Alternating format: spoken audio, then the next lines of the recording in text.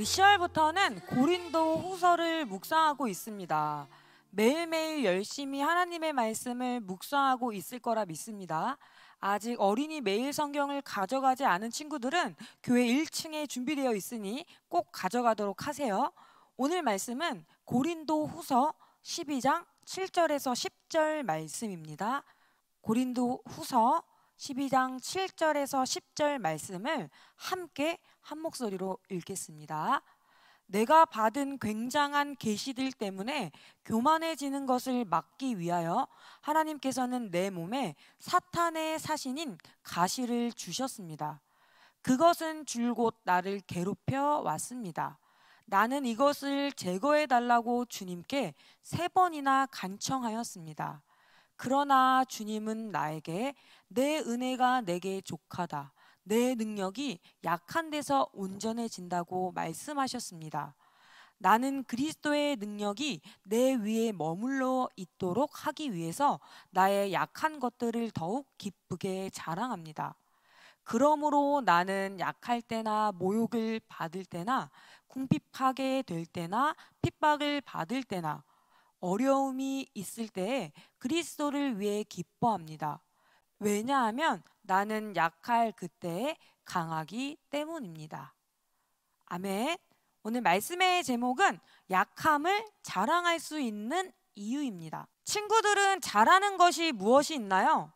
우리 친구들 중에는 축구를 잘하는 친구가 있을 거고, 어떤 친구들은 노래를 잘 부르고, 어떤 친구들은 춤을 잘 출 거예요. 전도사님이 잘하는 것은 조립, 만들기, 과학, 컴퓨터를 잘 다룹니다. 대부분의 사람들은 다른 사람에게 자기 자신의 장점, 자신이 잘하거나 잘할 수 있는 것을 자랑합니다. 자신의 약점을 다른 사람들에게 드러내고 자랑하는 사람은 없을 거예요. 약점은 다른 사람보다 부족하거나 뒤떨어지는 것입니다. 또한 약점은 다른 사람에게 알리고 싶지 않은 내 비밀이기도 하죠. 따라서 많은 사람들은 자신의 약점을 다른 사람들에게 들키지 않으려고 하고 감추거나 없애려고 노력합니다. 오늘 사도 바울도 자신이 가지고 있는 약점을 없애려고 기도하는 장면이 성경 내용에 나오는데요. 지난주에 이어서 사도 바울의 이야기를 함께 살펴보겠습니다. 사도 바울은 아시아와 유럽의 여러 지역을 돌아다니면서 복음을 전했습니다. 그래서 많은 사람들이 예수님을 믿게 되었고 많은 교회들이 생겨났어요. 그렇게 생겨난 교회들 중에 하나가 고린도 교회입니다. 바울은 고린도 교회에게 고린도 전서라는 편지를 보냈습니다. 하지만 시간이 지나고 고린도 교회의 거짓 선지자들이 와서 사도 바울에 대해 오해를 하도록 만들었어요. 그리고 고린도 교회를 혼란스럽게 만들었습니다. 그 오해들을 바로 잡는 내용이 고린도 후서 10장 이후에 있는 후반부 말씀입니다. 거짓 선지자들은 사도 바울이 못생기고 말도 잘 못하는데 무슨 사도냐고 이간질시켰습니다.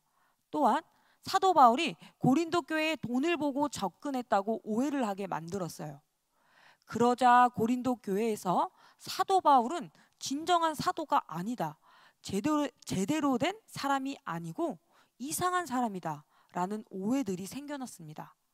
사도 바울은 이런 오해들을 바로 잡기 위해 고린도 후서 편지를 써서 고린도 교회에 보냈습니다. 그 중에서도 오늘 말씀은 사도 바울이 고린도 교회에게 무엇을 자랑해야 하는지를 알려주는 내용입니다. 일반적으로 사람들은 자신의 강점, 자신이 잘할 수 있는 것들을 자랑하는데 바울은 달랐습니다. 사도 바울은 고린도 교회에 생긴 오해를 바로 잡기 위해 자신이 장점들만 자랑할 수도 있었습니다. 나는 뼈대 있는 히브리인 사람이고 교회를 위해 죽음을 각오하고 전도를 한 일꾼이었고 난 대단한 사람이다, 이렇게 자신을 변호할 수 있었습니다. 하지만 바울은 고린도 후서 11장 30절에서 내가 부득불 자랑할진대 내가 약한 것을 자랑하리라 라고 말했습니다. 내가 어쩔 수 없이 자랑한다면 나는 나의 약한 것을 자랑하겠다라고 말했습니다. 사도 바울은 수십 개의 교회를 세웠고 13권의 성경을 쓴 대단한 사람이었어요. 이런 사도 바울에게도 약점이 있었는데요.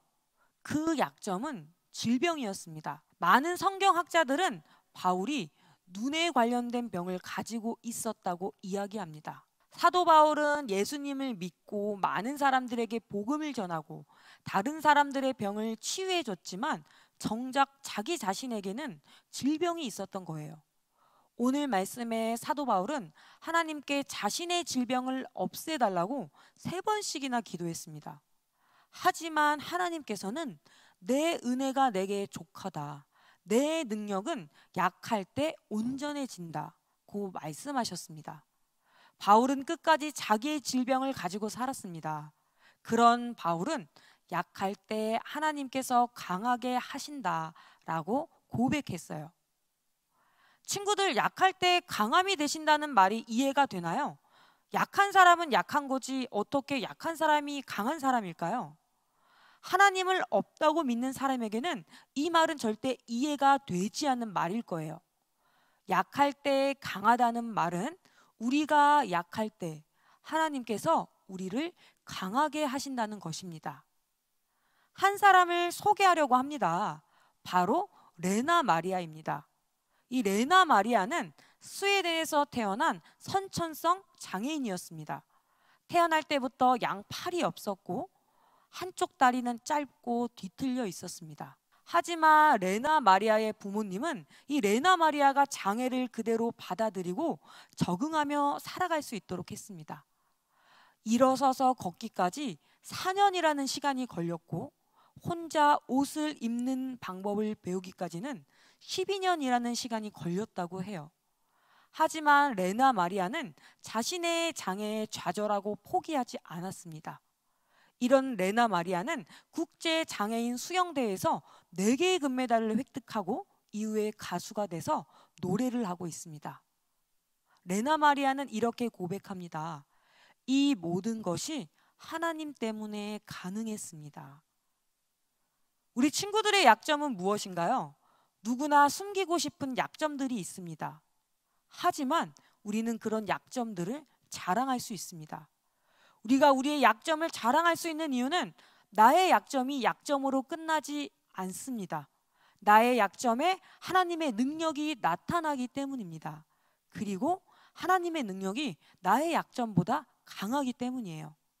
나의 약점을 통해 하나님의 능력이 나타나서 나를 강하게 하시기 때문에 우리는 우리의 약점을 자랑할 수 있는 것입니다. 세상은 약점을 싫어합니다. 약점을 없애려고 하고 숨기려고 해요. 하지만 하나님께서는 우리의 약점을 통해 그리스도의 능력이 나타나게 하십니다. 그리고 약한 우리를 강하게 하십니다. 우리가 약할 때 하나님께서 일하십니다. 그렇기에 우리는 약할 때 하나님을 더욱 바라보아야 해요. 그럴 때 우리 친구들 안에 예수 그리스도의 능력이 나타날 것입니다. 우리 친구들 약점이 있다고 포기하거나 좌절하지 마세요. 우리의 약함을 통해 하나님을 높이고 하나님을 나타내는 모든 친구들이 될 수 있기를 소망하겠습니다. 함께 두 손 모아 기도하겠습니다. 약할 때 강함이 되시는 하나님, 저희는 약하지만 하나님께서는 강하십니다. 약함으로 인해 좌절하지 않고 그럴수록 더욱 하나님을 바라보게 해주세요. 우리의 약점을 통하여 하나님의 크고 놀라우심을 드러내게 해주세요. 우리의 강함 되시고 자랑이 되시는 예수님의 이름으로 기도드립니다. 아멘. 지지난주 퀴즈 추첨을 하도록 하겠습니다. 2명의 어린이를 추첨해서 기프트콘을 보내주도록 할게요.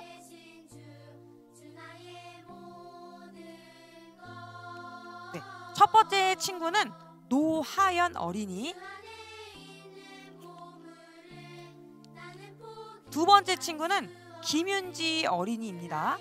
이 2명의 친구들에게는 전도사님이 기프트콘을 보내주도록 할게요. 이번 주 퀴즈입니다. 오늘 설교 제목인 우리가 약함을 자랑할 수 있는 이유는 무엇일까요? 정답을 아는 친구들은 010-3447-7780으로 보내주세요. 이번 주는 정답을 보내준 모든 친구들에게 선물을 보내주도록 하겠습니다. 다음 주 월요일부터 매일 성경을 묵상하고 은혜 받은 것들을 함께 나누는 랜선 큐티방이 시작됩니다. 이 랜선 큐티방은 직접 만나지 않아도 할 수 있습니다. 어떻게 하냐면 포털 사이트에 세종 송담교회를 검색해서 들어간 후 우리 교회 홈페이지에 다음 세대 카테고리에 초등부를 클릭하고 초등부 안에 있는 랜선 큐티방 게시판에서 합니다. 매일 게시되는 나눔글에 우리 친구들이 묵상하고 은혜 받은 것들을 댓글로 남겨주시면 됩니다. 전도사님과 선생님들과 함께 말씀을 나눌 수 있습니다. 많은 참여 부탁할게요. 우리 친구들 한 주도 약할 때 강함 되시는 하나님을 더욱 의지하고 바라보며 지내기를 바라겠습니다. 다음 주에도 또 만나요. 안녕.